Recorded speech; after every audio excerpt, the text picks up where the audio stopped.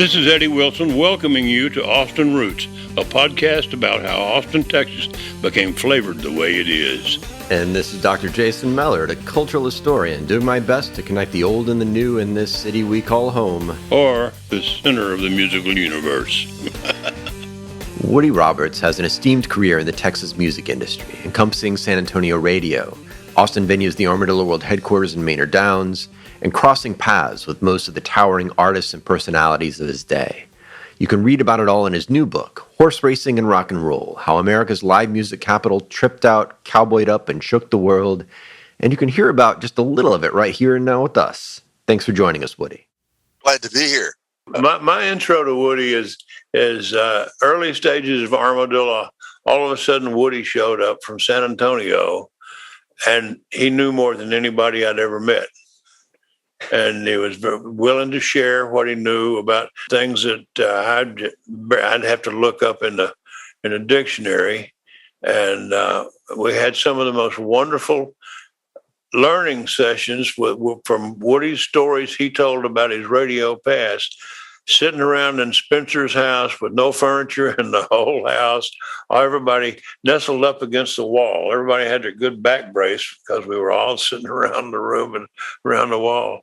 And I've never been more fascinated by a new acquaintance than I was with Woody Roberts from day one, from minute one. And he's been a major influence and educational factor in everything that I've ever had anything to do with since I met him, and just the dearest friend in the world. If you're going to talk about the things that I have expertise in, one of them is Eddie Wilson. An amazing person, and changed one of the big culture makers in Austin. I thought I might open it up a little bit differently and ask about both of your earliest memories of and experiences of radio, the way that it sort of shaped how you learned about the world around you. My thing on radio is has a lot to do with top 40 radio, how it saved the radio industry and changed the social culture of the United States and led to the politically correct social movements of the 1960s, about late 1952, early 53. Up to that point, you have to imagine living in a home with no television set and no internet, and the main form of national, international communication is a radio, and you have a large console radio, probably with a phonograph attached to it. Then television arrived circa 1950 after World War II, and the radio program everyone gathered around to listen to switched to TV. So suddenly Gunsmoke was on TV, and Dragnet, Space Patrol, and Sergeant Preston the Yukon, and dozens of these radio shows made the transition with the Lone Ranger onto the tube, and radio died. The ratings went down the tubes all the way across the United States, and different stations struggled in different ways. Several stations played music. There was nothing unusual about that. But Top 40 was a whole different animal. And it was invented, it's a myth, of course, with a lot of truth in it. A guy named Todd Storrs, part of the Storrs brewing industry, and a guy named Bill Stewart were sitting down, some say having a late lunch, others say having an early beer. And they're in a little cafe, and they notice that as they sit there, that people keep going over to the jukebox and playing a song in the jukebox and playing a song in the jukebox. And they notice that they seem to be playing the same song over and over a lot. And everybody clears out, and there's nobody left but them and the waitress. And the waitress walks over to the jukebox, and they kind of look at each other and nod. And she puts in her nickel and plays the same song. And they thought, wow, I wonder what would happen if we played all the songs on that jukebox over and over again all through the day. You see, they owned a radio station in Omaha, Nebraska, and losing a lot of money. Storrs also had a station in New Orleans and in Kansas City. Then they thought, okay, it's not just a matter of playing the top records on the jukebox, and that's where the phrase top 40 came from, because boxes held about 40 records. But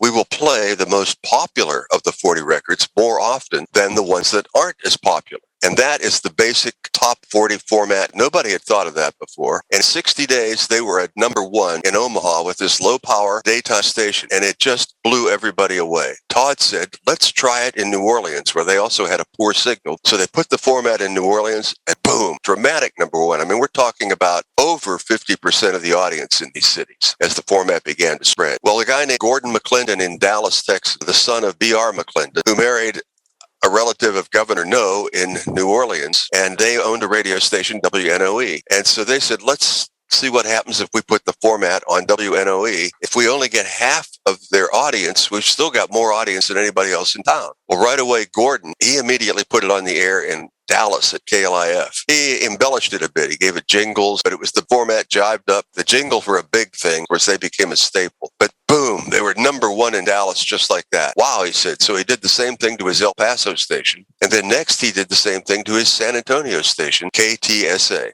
which was one of the first 10 radio stations in the United States to play the top 40 format. And that would have been early 1955, I believe. Suddenly, Gordon McLendon, Todd Stores are number one in these big cities, St. Louis, Minneapolis, Miami, Dallas, Louisville, Houston. In each city, somebody came along and did what they did in New Orleans. And they said, okay, let us put our station on. And that's where rating wars started. Top 40 ruled. The advertisers wanted on top 40, and top 40 saved radio. But it did something even more. For the first time in the history of the human race, there was a utility in your house, much like running water, that you could flip on any time of the night or day and hear the most popular music. I mean, this had never happened before. And the most popular music in the community was variety music. All of these things are blended together in the top 40 format. It was a variety format of the top hits. The black community is listening to white music. The white community is hearing black music. The Mexican Americans are hearing this music. They're all hearing the same songs that they would not normally have necessarily chosen. I mean, I did research once in Detroit that showed that the black people listening to the top 40 station up there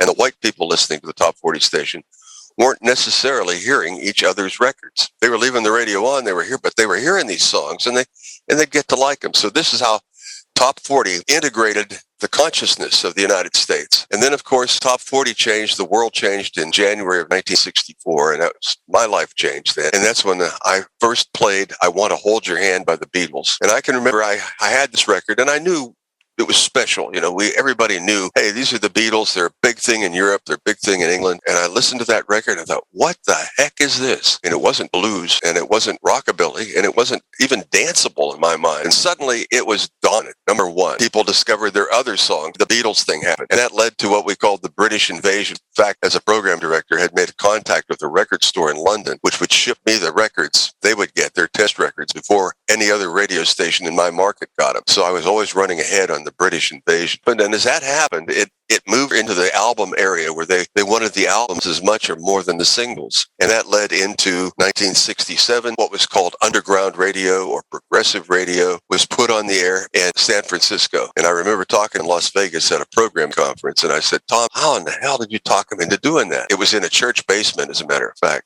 He said, Woody, those guys were so desperate because Tom is a big guy. I mean, he looked like a gorilla-sized guy, big fellow, big giant beard and long hair, very out of place for 1967 radio. He says, Woody, he said, they were so desperate, they didn't care who was on the other end of the life preserver.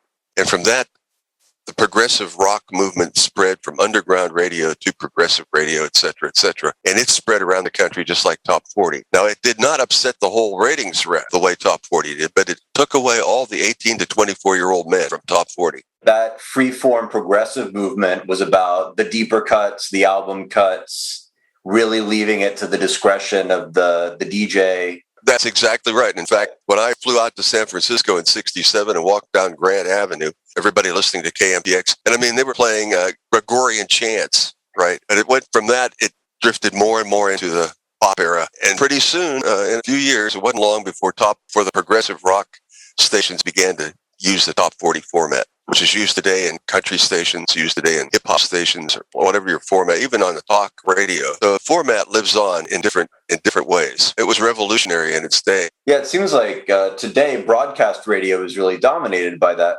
format, right? Whereas in some ways satellite radio is following the progressive format. Both of those have their own, the legacies are alive, just in different ways. Like if you're listening to satellite radio, it is much more about deeper cuts, commitment to obscure genres, whereas broadcast radio is very much about reflecting the community back to itself, right? That is correct. But again, there was another change in radio, and that came with Napster circa 2000. So you have kind of this bird's eye view of changes in the radio industry in the 50s, 60s, 70s, and in the 80s. How did you come to be involved in radio yourself? Well, the way I think a lot of people did. I was a kid. I was listening to the radio before there was Top 40. There was a radio station, a guy named Herb Ruth at night, did a request show. And I thought, wow, that sure would be fun to do something like that. And then when I moved to Houston, there was a fellow on the air at Radio KNUZ called Paul Berlin, who was a brilliant, brilliant DJ. And I used to listen to him, and I used to even try to imitate him. I don't know why I was doing that, but I was becoming real interested in radio. I really wanted to do movies. I didn't have the budget. Anyway, I knew I was not going to be a movie maker. I got very interested in TV. Some of my first couple of jobs were in the TV stations, but they were so boring. But in radio, especially with Top 40, there was a lot of movement for innovation in that format. I had to do something to make some extra money, and there was an opening at a radio station in Minneapolis on the all-night show on the weekend. In fact, when I was a teenager, I was going around to the local radio station, KNUZ, Houston, and the program director there took me under his wing, and he said, Woody, he said, if you're going to get into radio, I want to give you some advice. Don't get married.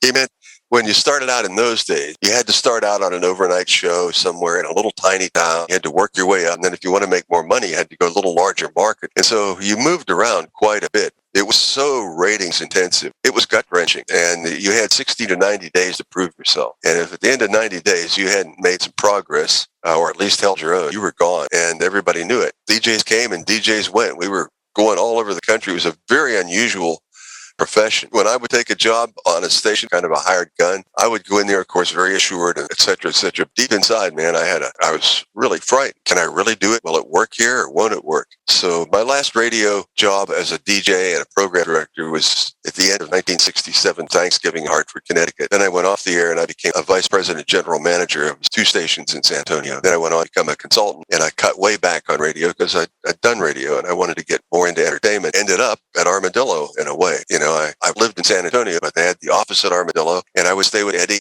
I always lived in San Antonio, but I was communicating with people in Austin and commuting. When I started becoming aware of Austin, Austin was not a music city. It became a music city, and it really became a music city in the 70s. You can trace it into the 60s. But every community has its great musician, and it has different kinds of genres, it's little pockets, you know. Depending on the racial makeup of the city, you have different radio stations in different towns, and you have different music communities. But not every music community produces a star or a hit record. Memphis without the hit records, or New Orleans, or Nashville without the hit records, they're just a city. And so Austin, up until the late 60s, really wasn't producing hit records. It started to happen with the progressive country movement. Well, and thinking about Austin becoming a music town, so Eddie, what are some of your first memories of Austin radio? Well, let's see. I go back to Big John and Sparky. It was my first Saturday morning radio experience, I think. I guess the Lone Ranger wasn't far behind that, though. Staying up late and listening to Dr. Hepcat and Levada Durst and KTAE and Taylor, KVET and Austin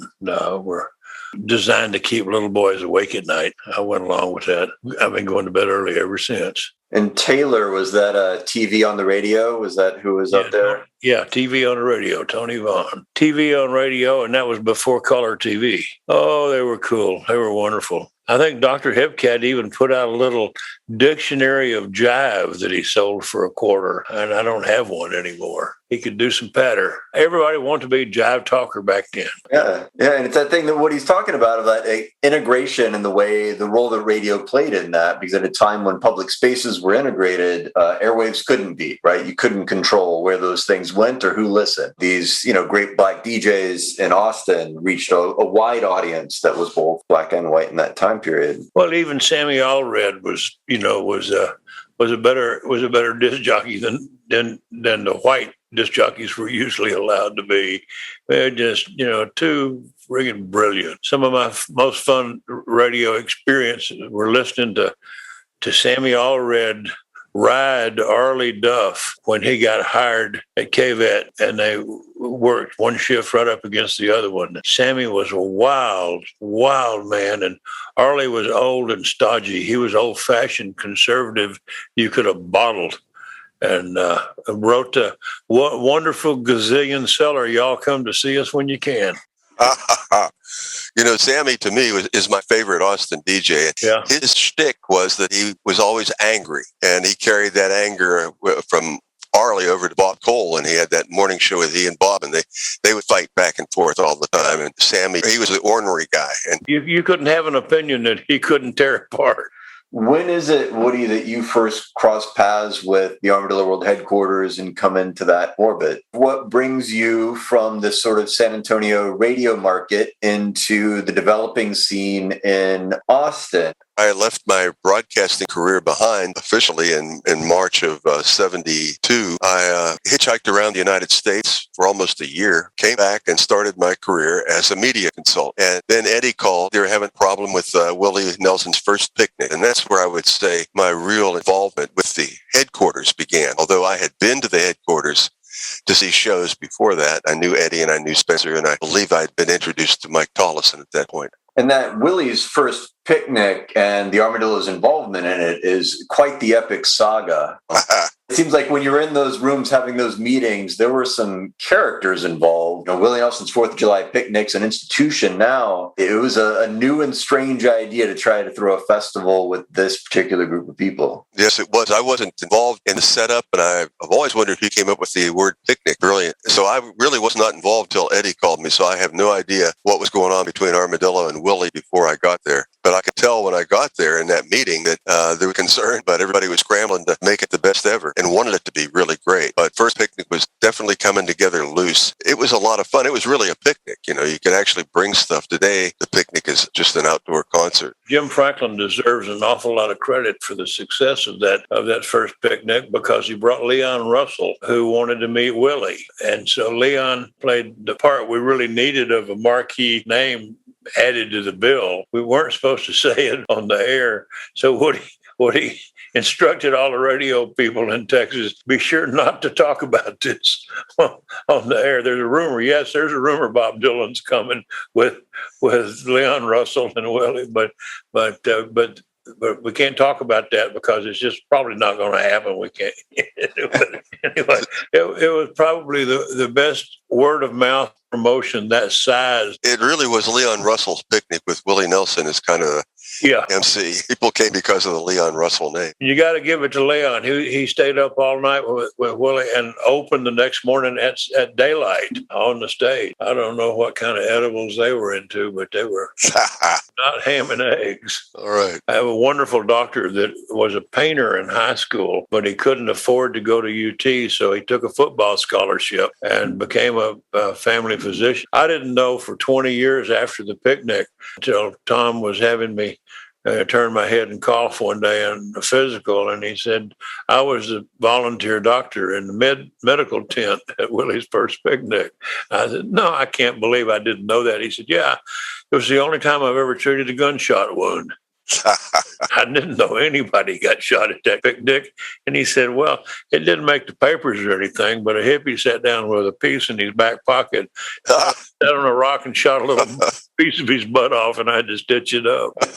Yeah, I've heard of that. Yeah, the picnic kind of led to everything else with Armadillo. I knew that I really wanted to be involved with the people that Eddie had introduced me to, and what was going on in Armadillo was totally unique. The Armadillo people were somewhere between 25 and 35 years of age, and they were, intelligent group of people trying to really do something special. It wasn't just a hippie hangout. It was really an intense operation with several departments. The whole idea was ultimate greatness. We were going to be the new Nashville with a new kind of music, not necessarily country, Austin music. We gave it our all, that's for darn sure. And it was quite an adventure for me.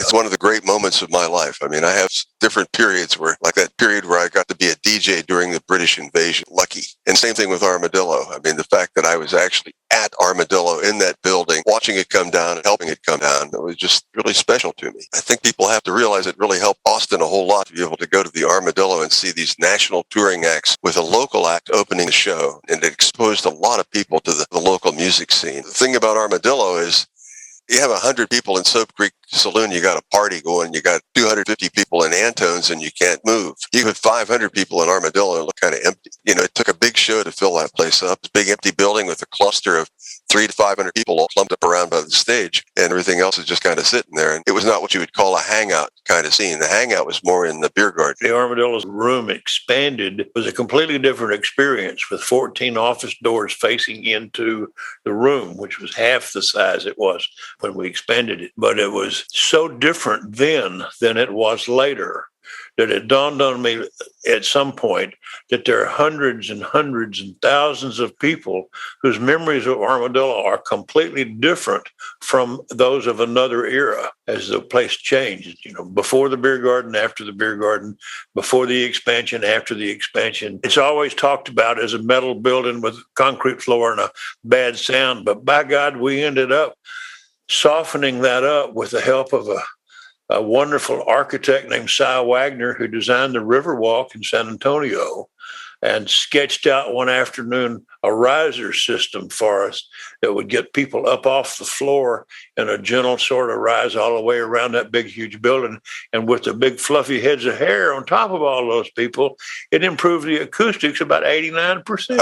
Austin City Limits TV show came out of Armadillo. That was one of the attractions to me, was the fact that Armadillo it wanted to be TV, it wanted to be a radio show, wanted to be more than just a concert hall. Working on the pilot for Austin City Limits was a real treat. And we had a recording studio. Yeah, Onion Audio. Austin was just developing as a music center. San Antonio had more recording studios than Austin circa 1970. San Antonio at one time had a serious music scene that got away from them in the late 60s. I mean, they still have a lot of great musicians and kind of the Nashville of Tejano music. Well, in the rock scene in San Antonio, too, I think is a little bit unheralded in terms of, the industry that's parallel to the Armadillo, where you have personalities like Lou Roney and Joe Anthony and Jack Warburton and Stone City. Like, all of those things are going on sort of simultaneous with this stuff in the Armadillo, or no? Yeah, it is sort of simultaneous, but it's also simultaneous with this evolution of what was called underground radio into different formats. By 1974 in Austin, there were 3 FM stations playing a variation on the underground format. One was what you might call a real progressive rocker that played a wide range of things from Joni Mitchell to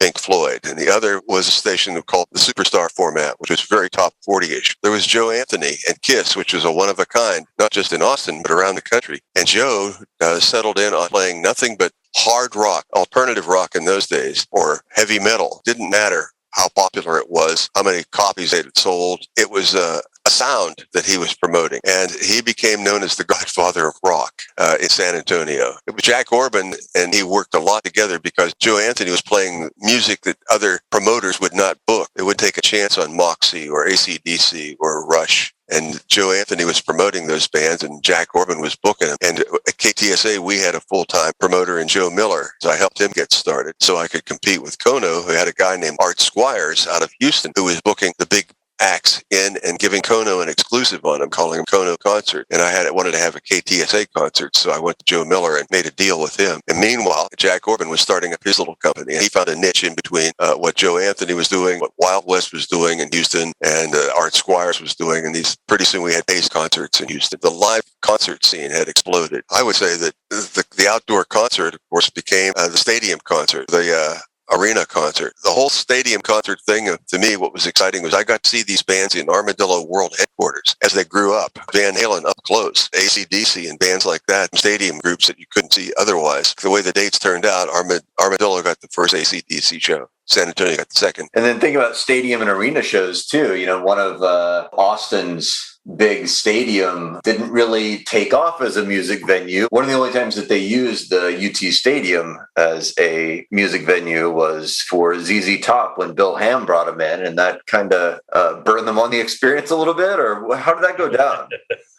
Terrible taste in Daryl Royal's mouth. Yeah, it was a big mistake on part of UT. Bill Ham put together a perfect show. All the elements were there, but UT wasn't ready for it. They didn't realize that the stadium playing field would be covered with people. It wasn't just the people in the stands, and it was going to go all day long, not just for a few hours for like a football game. So they didn't stock up and get ready. And they reached the point where people were tearing out the water pipes trying to get water. As Bill Ham said, they had really destroyed his show. They'd ruined it, and he was going to sue their ass. He told me he was going crazy, and I said, Daryl Royal's up there. He's up there in that box. And he said, he is? I said, yeah. He said, well, do you think we should see him? I said, let's go.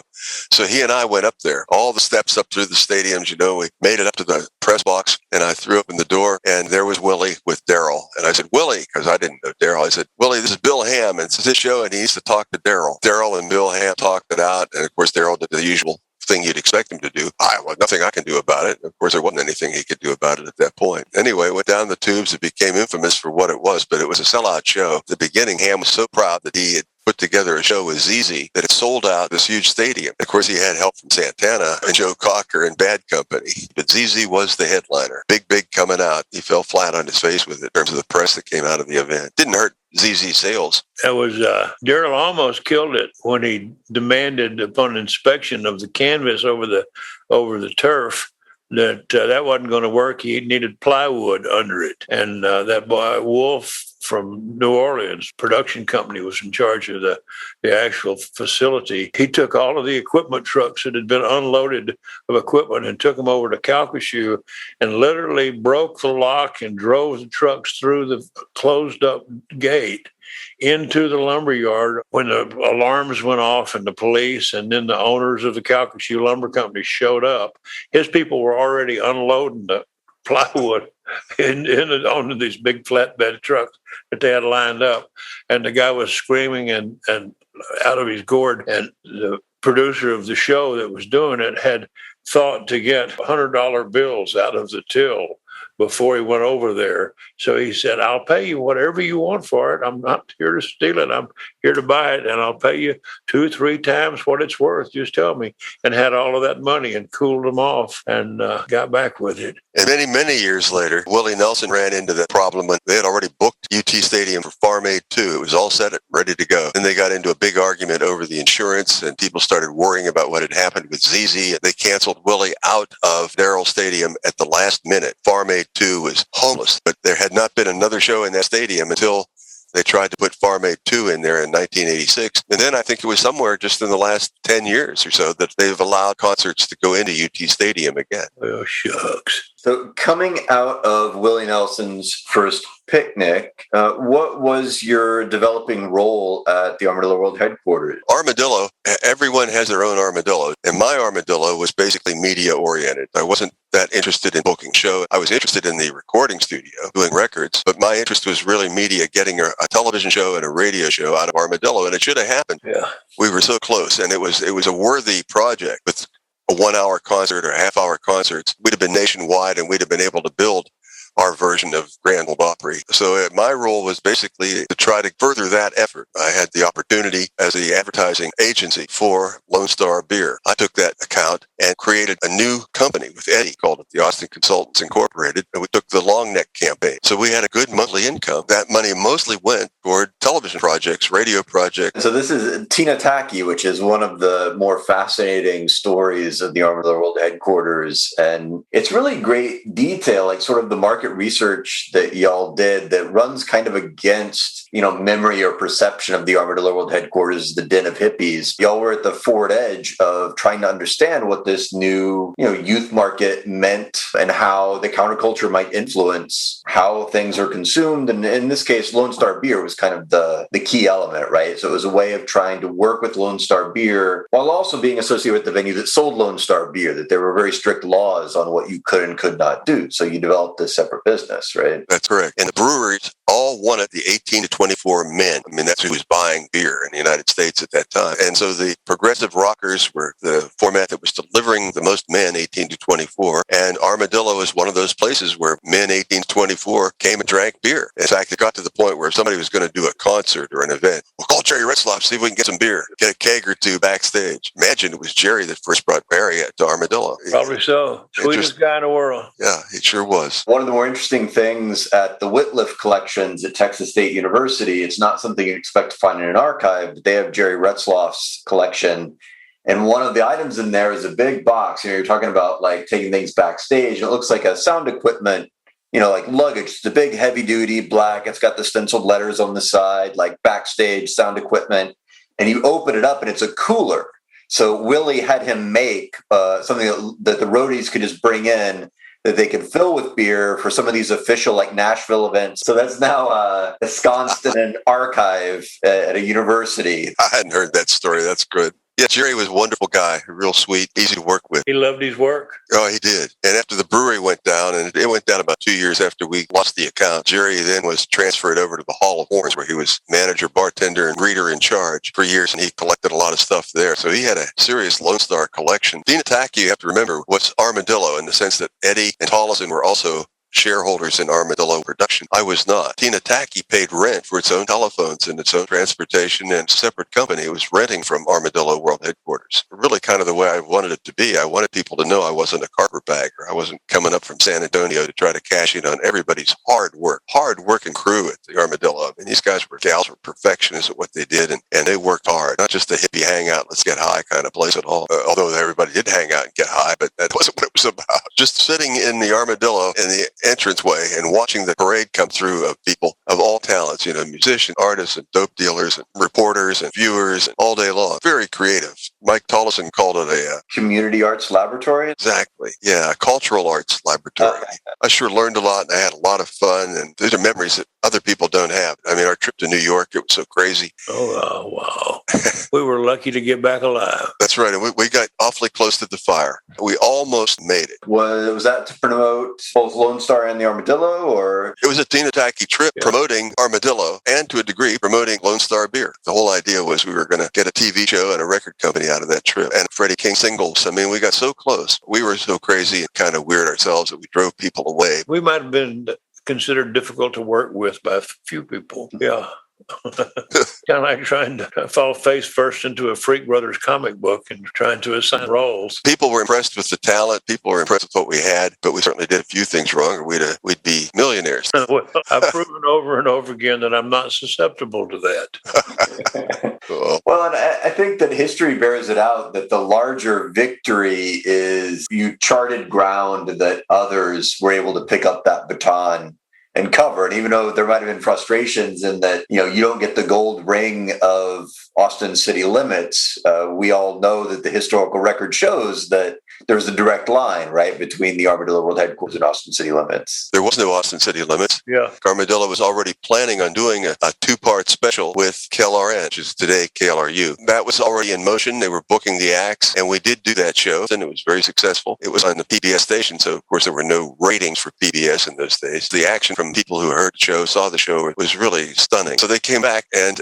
decided to do a series, Austin City Limits series, which I was told by one of the producers of that series. It was inspired by Jan Reed's book, The Probable Rise of Redneck Rock, and inspired by the Armadillo pilot that we had already done. And the name Austin City Limits was developed in that period of time and had no name when we started working on it. I walked around with the first producer, and we weren't allowed to have beer on TV or liquor, but you could put the bottle on the table. We negotiated the Lone Star bottles on the table, and we got Lone Star Beer to sponsor that pilot and then sponsor the first series. And I even walked around over at KLRN and pointed and picked out different things to use in the set, and off they went. That first Willie performance is one of my favorite ones from that period on video, because you get to see, Paul English in full effect with the cape, and he's got a pretty intense drum solo, and the band really takes off a couple of ways, even more so than in live audio recordings from that period. Nobody had ever seen anything like that before. These guys with long hair and bandanas around their head. I mean, what is this? Country music?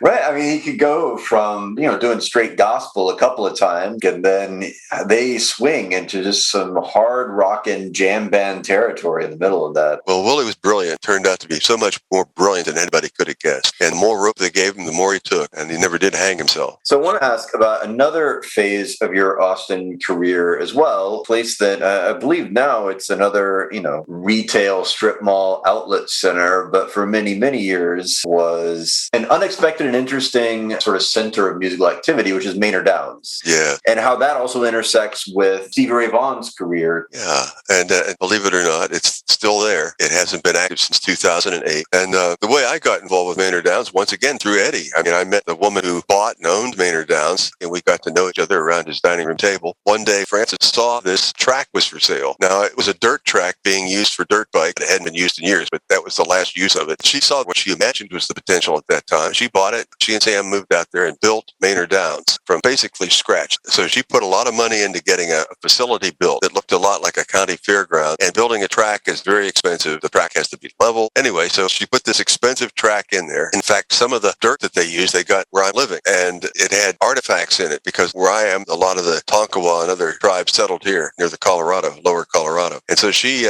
called in Chief Rolling Thunder, flew him in, and he blessed the track. Maynard Downs had a lot of California input, a lot of Grateful Dead input. And the first first few years, it was totally unique. The idea of having a racetrack and then having a little clubhouse where there could be live music and then having 2 outdoor facilities, one for around 5,000 people and one for maybe 40,000 if you really wanted to stuff it. And the first show, the big show they had was in 77 when the Grateful Dead first played there. That was the first big show. And from there, they had a couple of other shows. They had the Kinks, they had the Allman Brothers, Quality of Act. So a couple of more Grateful Dead shows. And then Sam and Frances break up, and Frances looking for someone to manage or run Maynard Downs for her. And she selects Chesley Milliken, who had been a partner at the company called Out of Town Tours. So she hired Chesley to go ahead and run Maynard Downs for her. Chesley said, well, I want to do something with the musicians. I want to get more musical. So she agreed to start a management company with Chesley. They called it Classic Management. So they started Classic Management, and they looked around trying to find the musician that they wanted to manage. He said, looking for something really distinctive. And when he found Stevie Ray Vaughan at Steamboat, he said, that's it. And he and Stevie cut a deal that night at Steamboat. A lot of people say, well, Stevie came out of Antone's. Well, he did. Antone's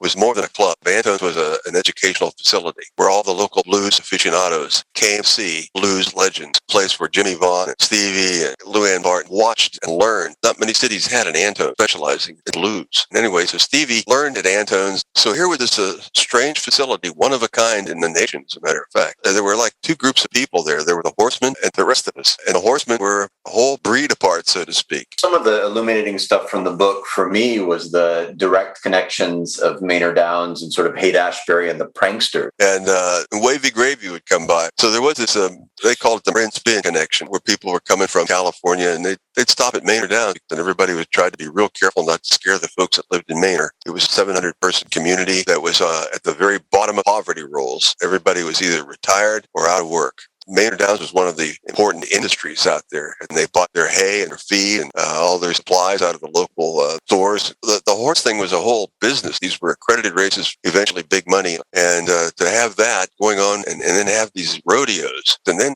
suddenly you turn around and here would be Cheap Trick. They were all kind of crazy. It was a crazier scene than Armadillo. People at Maynard Downs were always belittling each other, and I didn't know what that was about for a while until I found out that was just their thing, which you didn't really find at Armadillo. Armadillo, everybody was kind of encouraging everybody else. Maynard Downs was a very, very unusual scene. And then when Stevie started to take off, really exploded. Musicians coming by to say hello and hopefully get signed by Classic Management. It was quite an accomplishment, and it lasted until 1986 when Frances and Stevie broke up. Frances said goodbye, no more rock and roll for me, went strictly into the horse business. And so from 1986 to 2008, it was strictly a quarter horse track that became a thoroughbred track. A rather brilliant project that came and went circa 2000, the Austin Music Network. It was a tragedy. It never did what it could have done. From day one, the city management did not want the Austin Music Network on the budget. And city council, headed by Lee Cook, wanted it. And they got it passed, much to the chagrin of city manager and the various departments that held out, hand out the money. I got real interested in the Austin Music Network when Ronnie Mack and a couple of people first proposed the idea. The phrase live music capital of the world reared its head again when Ronnie Mack put their logo on their letterhead.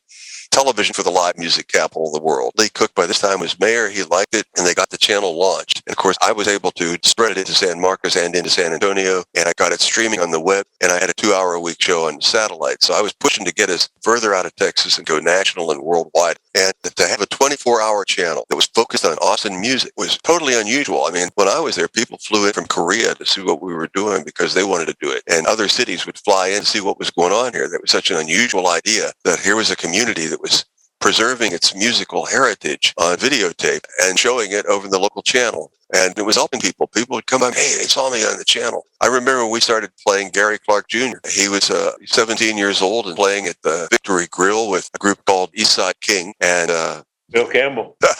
Yeah.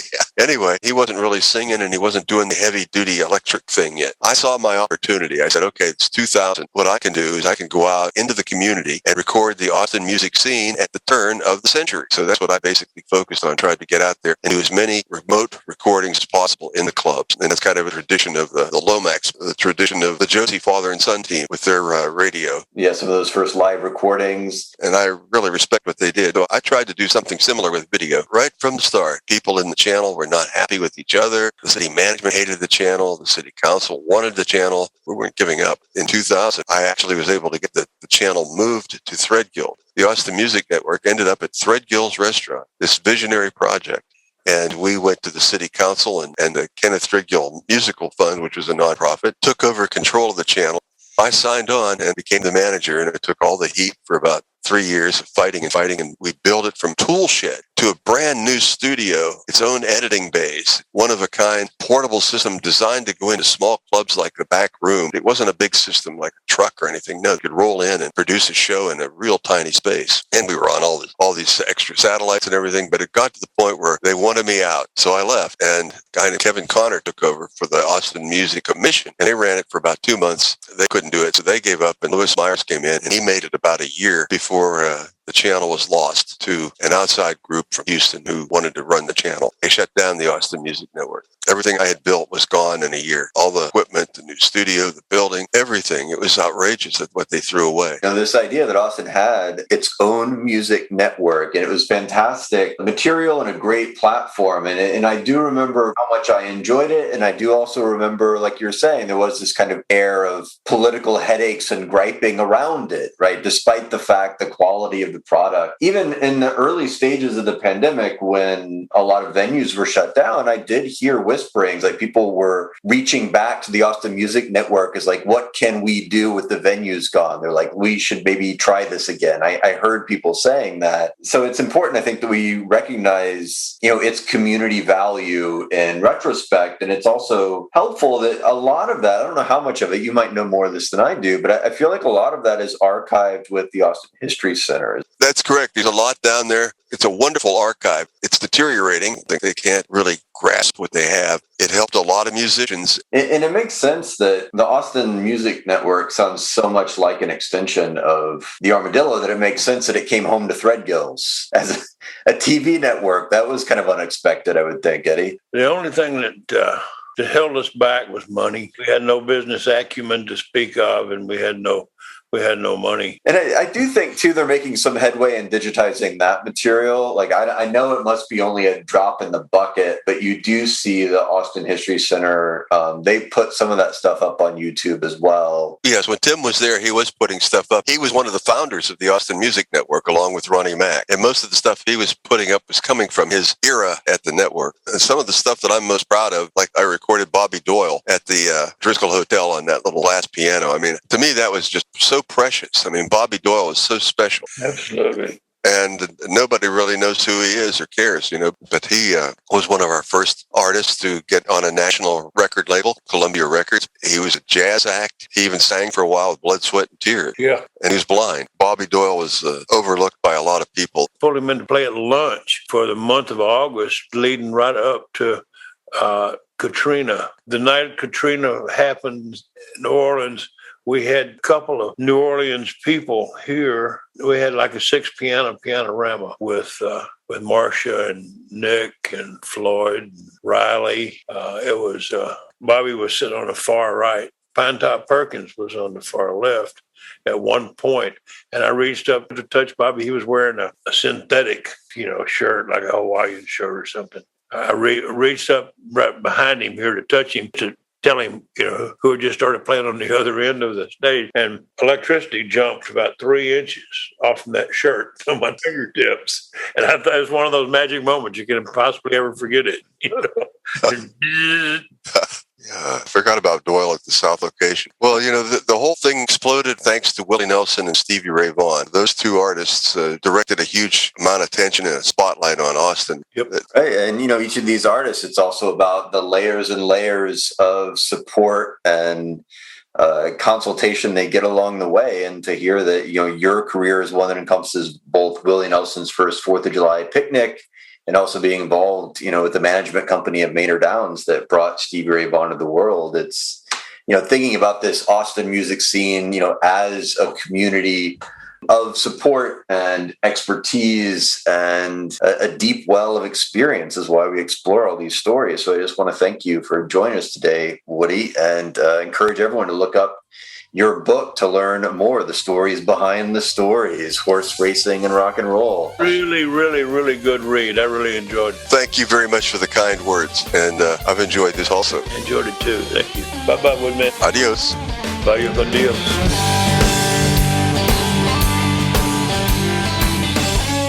Austin Roots, executive produced by TSSI, produced by Renee O'Connor. Crybaby, courtesy of Jake Andrews Music. You need to get the memoir so you can get ready for the pop quiz. Go to threadgills.com and get Armadillo World Headquarters, a memoir. Do it now. Do it right.